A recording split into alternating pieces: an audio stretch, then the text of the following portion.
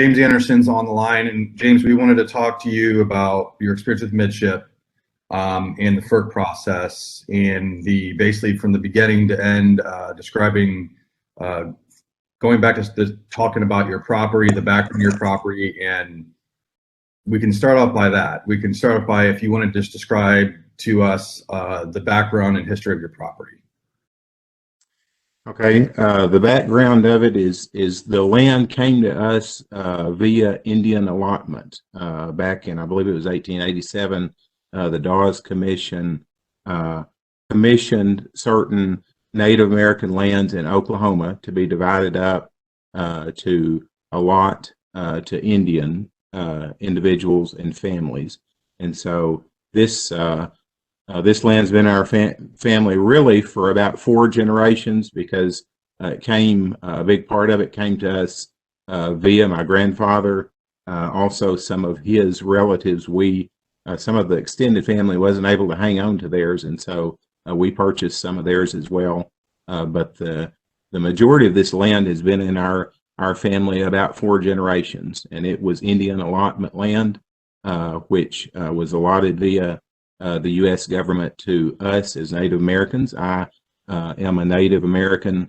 I'm a member of the Choctaw Nation. Currently have my CDIB card, and so it's very important to us, the history of this property, the fact that it has been several generations that we have managed to hang on to this property through hard work, when a lot of people really haven't been able to hang on to theirs. But we've worked really hard on it, and it has been, it hasn't always been easy to hang on to property like this, but we have. So that's the nature of how it came into our hands. Of course, certainly as a kid, we raised cattle, tried to be good stewards of the land, tried to take care of it. I grew up in the winter feeding cattle, and as a child, I hunted and fished on it, and so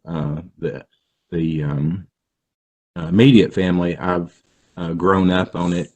My mother is the part of the family that's an Indian that came to us through her. She spent time on it as a child as well. My granddad certainly farmed part of it, raised cattle on the rest of it. So that is the history of how of my family and this particular piece of property. And it's still farmed today? It is. We don't do much farming. We're mainly raising cattle on it. We may plant some wheat every now and then, but mainly, the main part of it is for ranching. Okay. So when the Midship project kind of began, got in its infancy, how did they approach you? How were you approached by Midship on the initial side? Well, it didn't really get off to a very good start from the get-go. They approached us to survey the property. At that time, we declined to allow them to survey the property. I found evidence of their surveyors being out on the property anyway. I found pegs. I found some nails driven into trees, ribbons and markers on the property when they were not supposed to be out there. So from the get-go, they haven't really dealt honestly or fairly with us. They approached us to get out on the land. I think there was some issue with access via a county road, which was actually one of the neighbors' private driveways. And so they really weren't able to have access to it. I go out in through all of this, and they are out not on the right of way, but they're probably a quarter a mile from the right of way, out on my property on 4-wheelers. Doing and what? Not even close to the right of way. They're out on our property. 2 of them on 4-wheelers. They tried to come off of the property and access the old Bennington Highway across the property, and I caught them. And so I pulled up in the gate there. The gate was locked, and they wanted me to essentially unlock the gate and let them out. And I wouldn't let them do it. We called the cops, called the sheriff's department.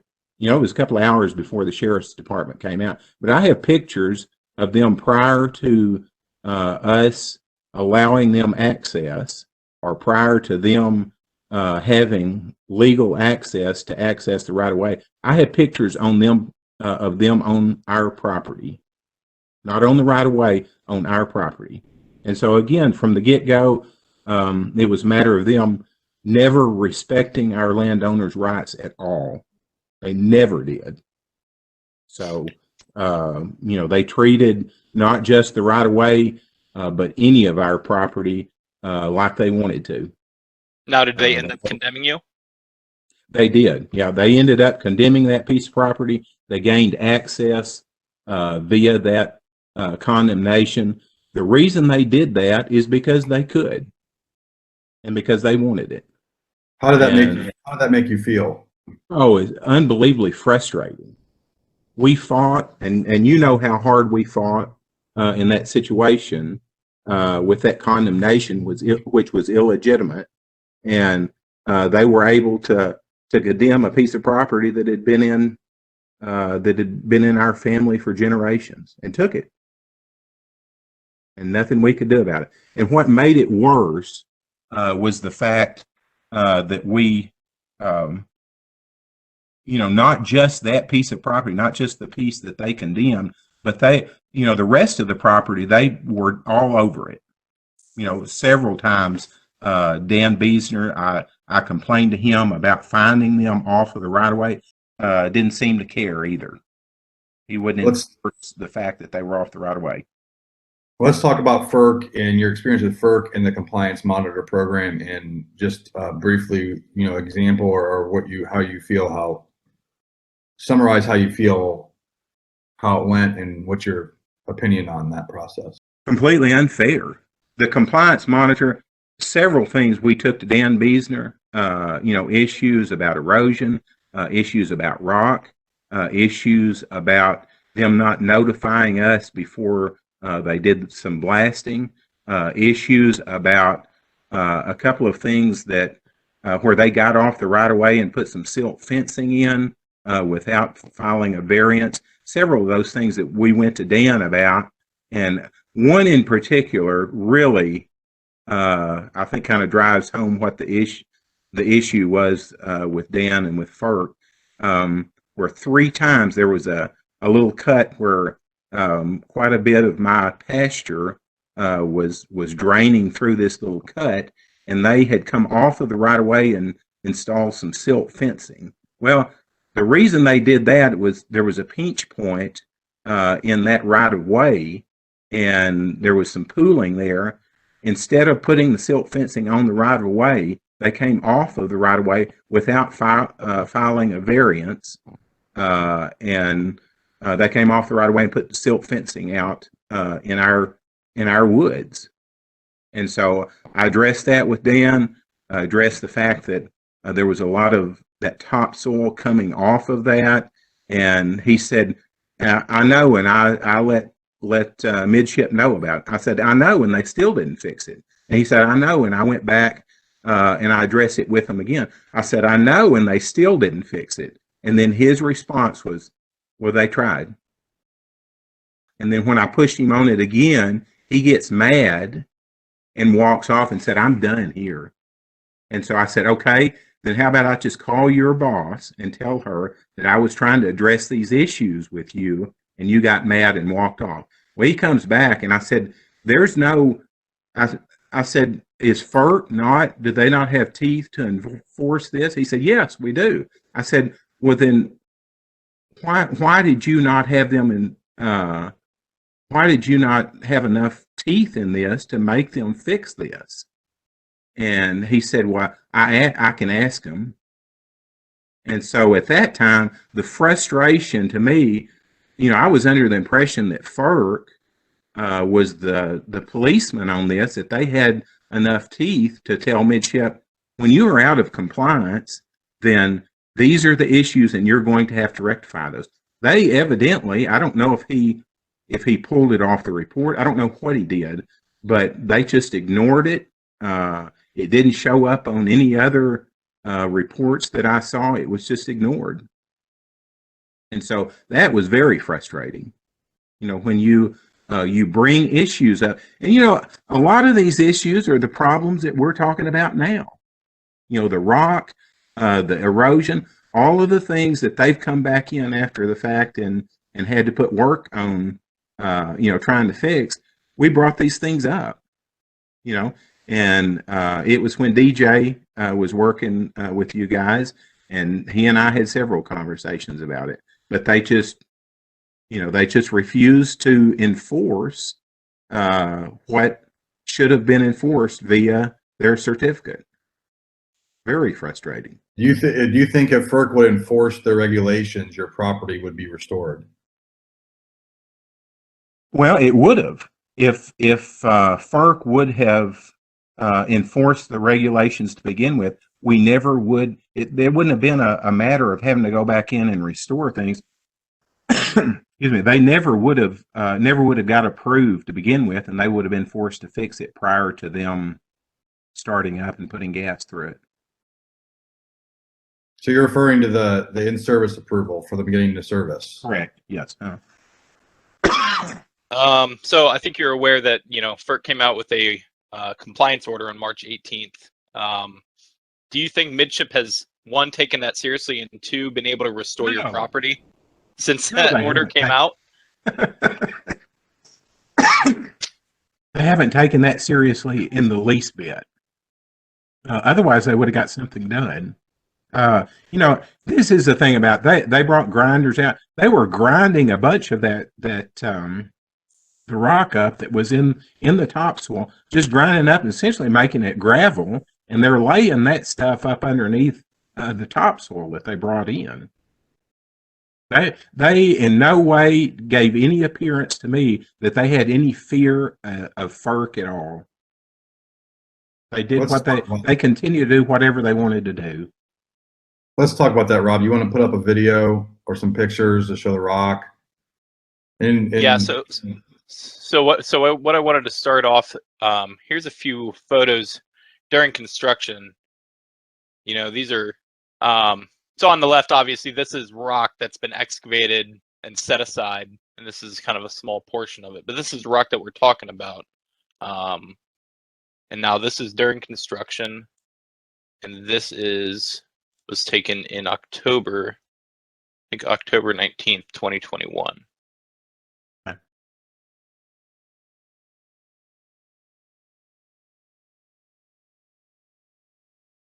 So what we have noticed is they basically have crushed all the rock, and instead of removing it off the property, they're crushing all the rock in little pieces because it would save them millions of dollars, basically shortcutting the restoration in order to try to meet the FERC requirements. But even though they're crushing it and grinding it in pieces, the FERC requirements are very clear that they have to remove all blasting rock all the way down to the bedrock, which is about 6 to 7 feet deep.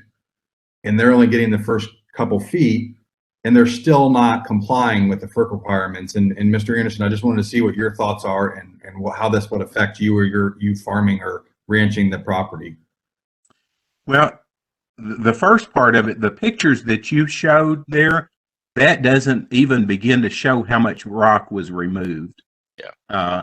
Back to those first pictures you showed of the right of way and the rock along the side there. If you could go back to that. You're going to go to some of the other ones, Rob, that I put in there. Yeah, that right there. Okay, back to the top of that. You really can't see it, but off of that picture to the top of it, up that hill, it looked like Stonehenge. There were big slabs that were as big as pickups that they had blasted and staged up on top of that hill back to the west. And I was out there one night and I saw that. My phone was about to run down, so I didn't get pictures of it. The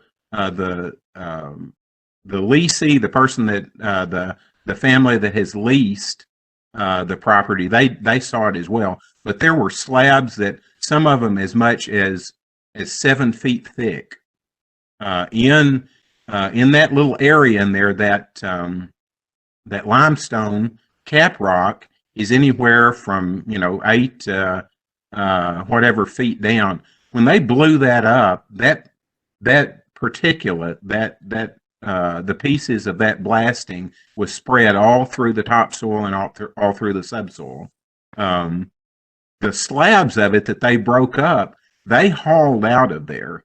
And I had an issue again with the Oklahoma Department of Mines. They essentially mined limestone from my property. So they pulled, was a pretty thick slab of caprock up underneath good fertile topsoil. And so instead of coming back in and replacing that, the smaller pieces they ground up and kind of used as filler. They've come back in and put some topsoil on the top, but there is a large volume of rock and soil that's been taken out of there. The pitch of that Sulphur Creek and the banks, the west and the east bank, are significantly different now than what they used to be because of, number one, the limestone slabs that they mined out of our property. And again, some of it they tried to break up and they used as filler.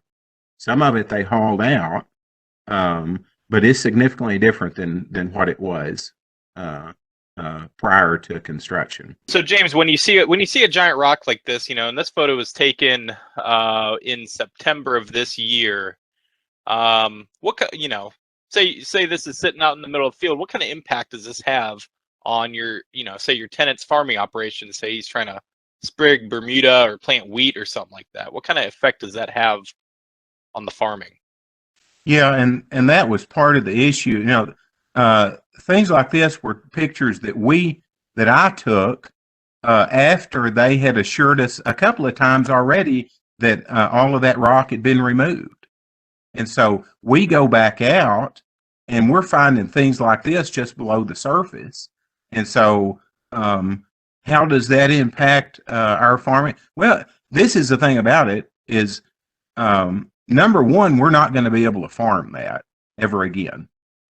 With stuff like that, with rocks that big, you will tear up farming equipment if you try to farm that ever again. So, in essence, anything that they had their hands on that initially had good, clean, virgin, prime topsoil on it no longer had topsoil, but it had subsoil and topsoil mixed, and then it had this layer, this caprock layer that had been blown up and broken into big rocks off it. It was previously just a flat slab, intact down there, and then they blow it up, and all of this is scattered throughout the topsoil and subsoil. It'll tear farming equipment up. Also, eventually these things are going to migrate to the top.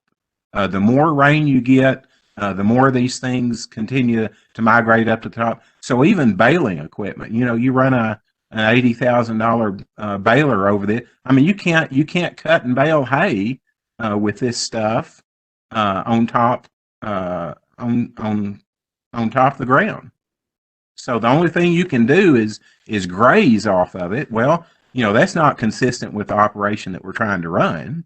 So these pictures, I don't know, I don't have the specific date on these, but this is consistent with what I found after they had been given a couple of chances already, and they have assured FERC that it had been fixed. Yeah, and just for reference, these things are still were taken in the top few inches of the topsoil.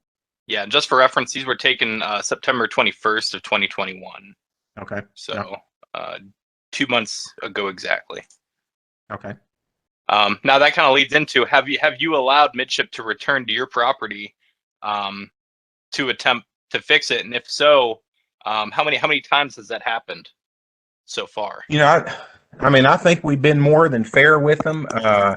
You know, probably about 4 times. They have been given an opportunity to fix it. The problem with something like that is, they denied that there was any issue with it.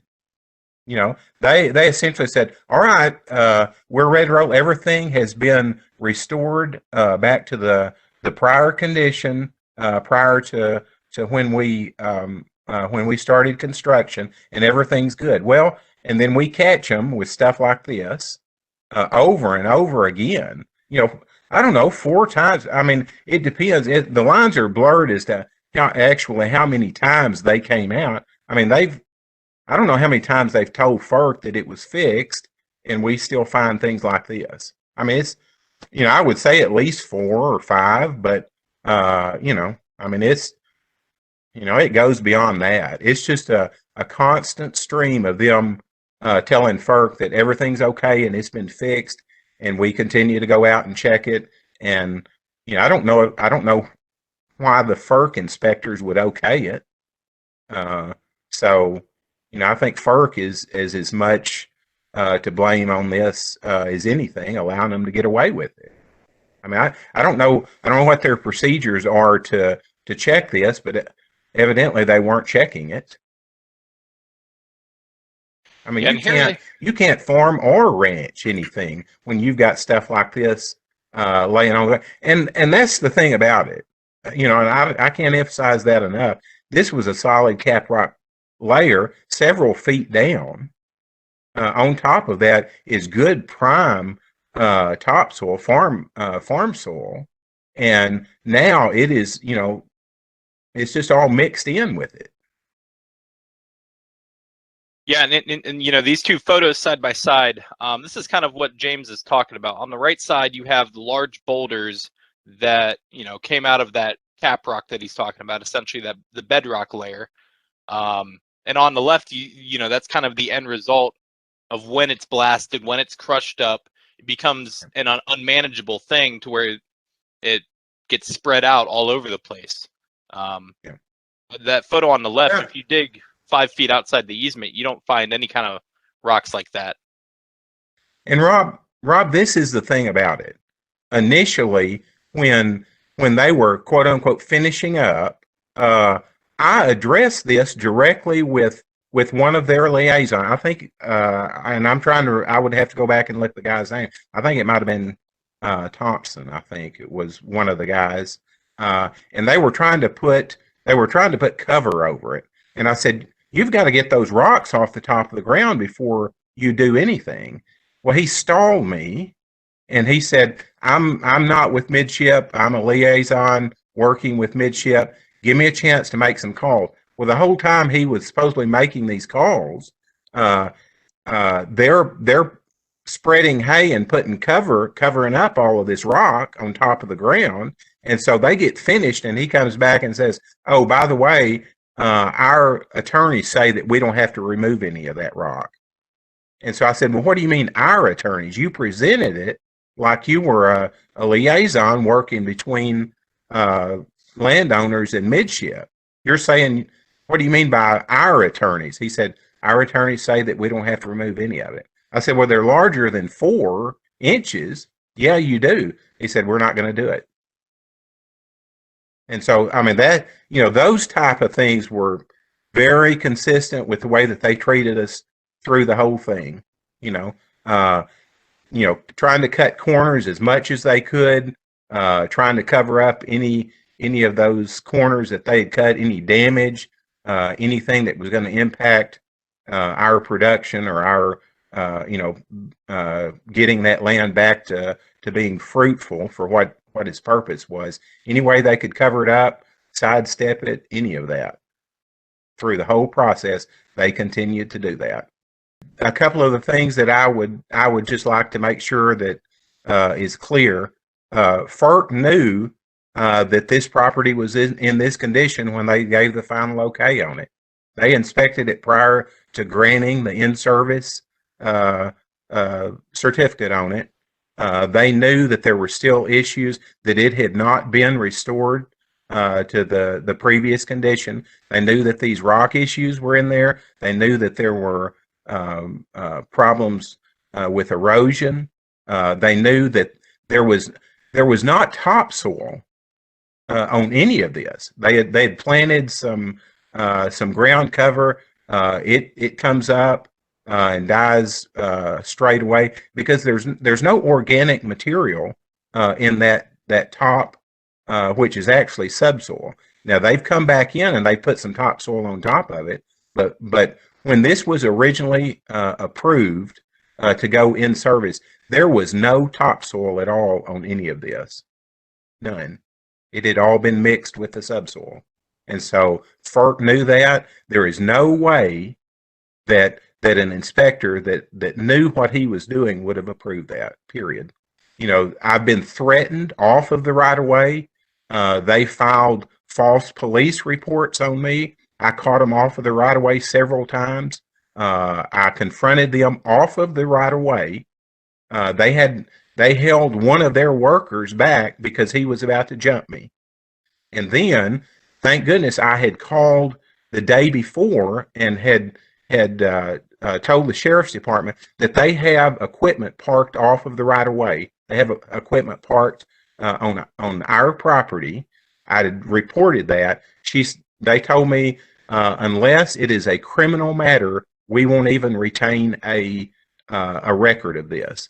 The next day, the confrontation with the Midship workers, they came off the right of way, threatened me, and then they filed a false police report on me, saying that I had crawled up in some of their excavation equipment and assaulted one of their workers. Well, the reason they did that was because they knew that all of that crew would be fired because I caught them off the right of way.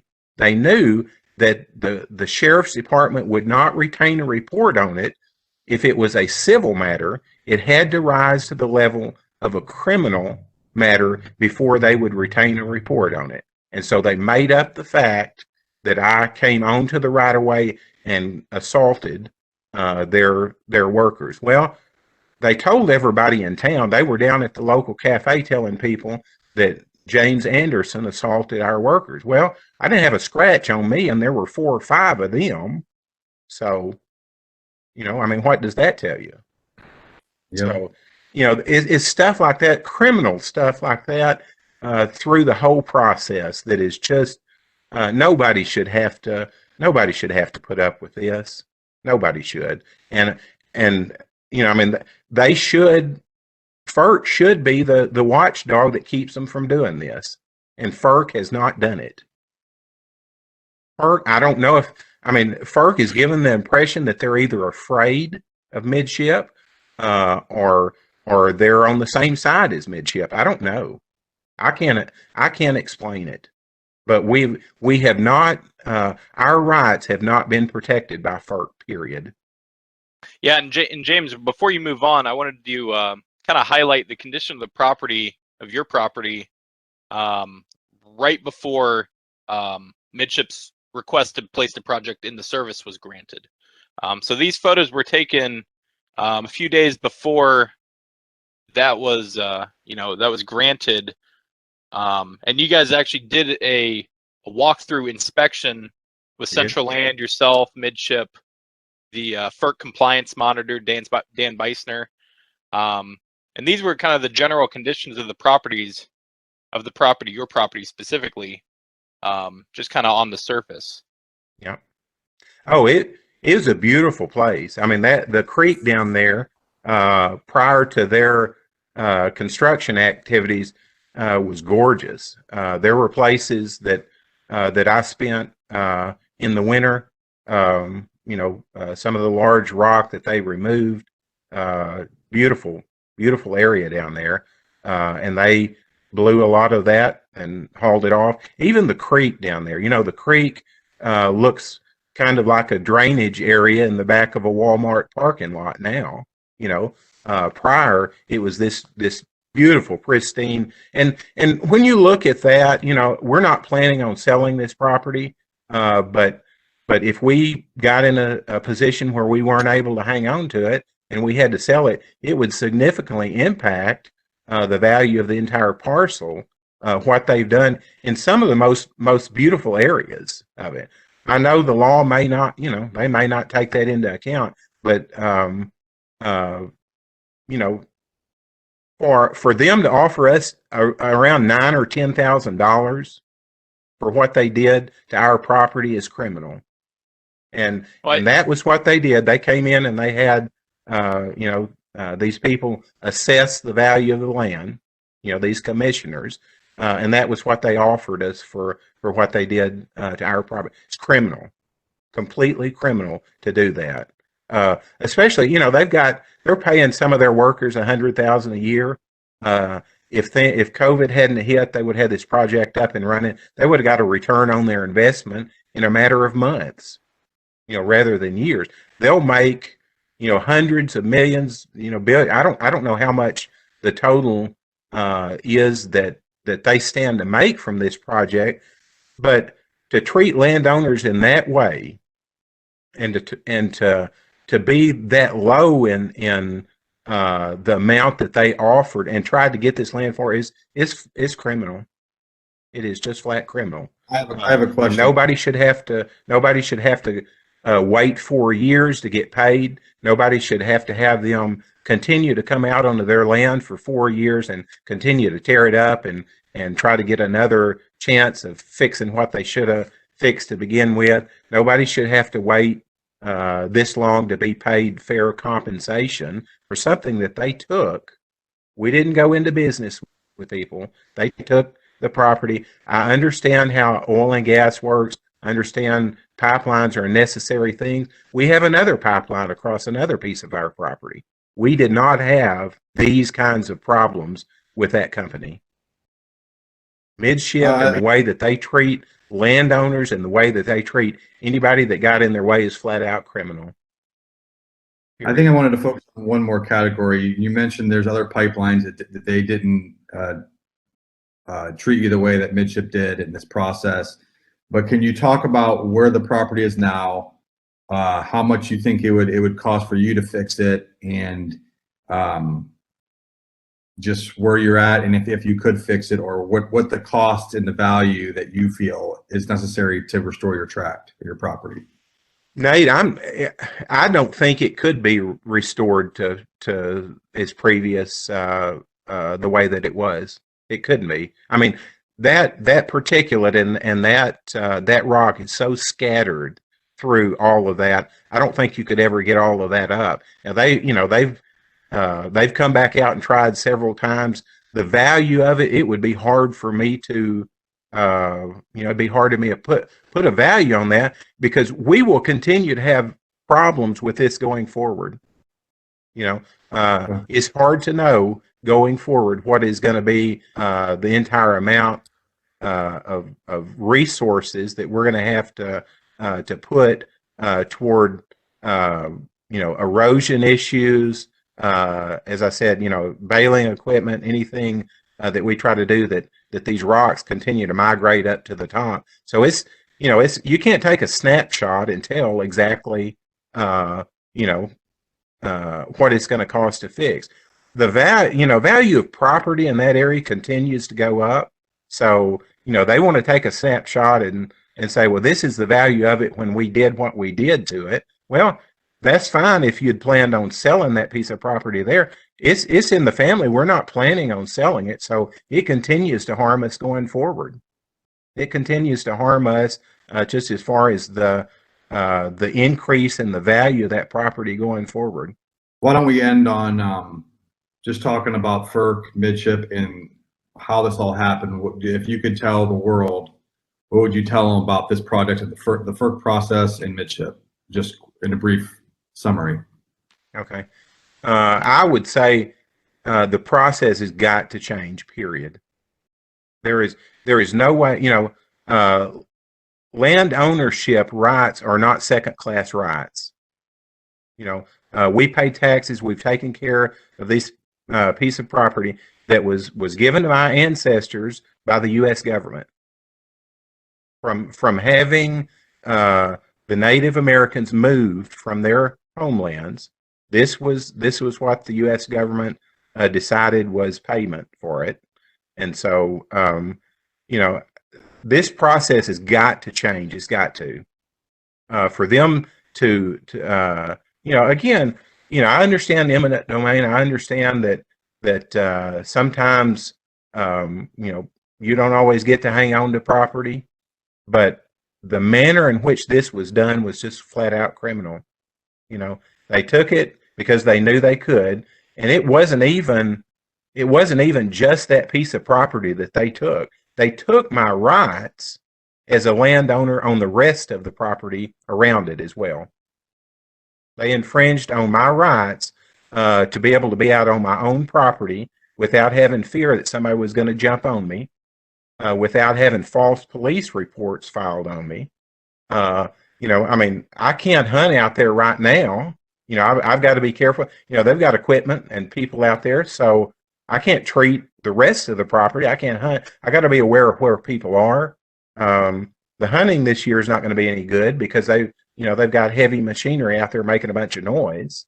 So, for 4 years, it's been a nightmare having these people not only on the right of way, which they sued to legally be on, but the rest of the property surrounding. My renters have been inconvenienced.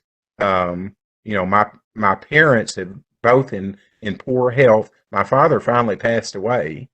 I had to struggle on how much of this I let them know about because it was so upsetting to me. I put a career on hold trying to take care of this, and it just goes on and on. That's the thing that is one of the things that's so frustrating. Is that we have not been able to or FERC hasn't said, all right, enough is enough. You've got to make these, you got to pay these people, and you've got to try to make them whole. They have no fear of FERC. FERC hasn't enforced the certificate guidelines that they themselves laid down, and so they just they continue to abuse us. And those are the issues that I've got a problem. Nobody should have to go through this. Nobody. And I'm hoping things will change. I'm hoping the things that we had to suffer through in this, somehow Congress will will help us out on this and help other landowners going forward, that nobody else has to go through this. Nobody has to deal with the family issues and the career issues that I have had to struggle through because I'm trying to get FERC inspectors to do their job, do what they should do, and take care of this. Yeah, we really appreciate your time, and you kind of telling your story and your perspective and enlightening us all on particularly what you've gone through, and we'll get this out to the right people, and I think your voice will be heard. Well,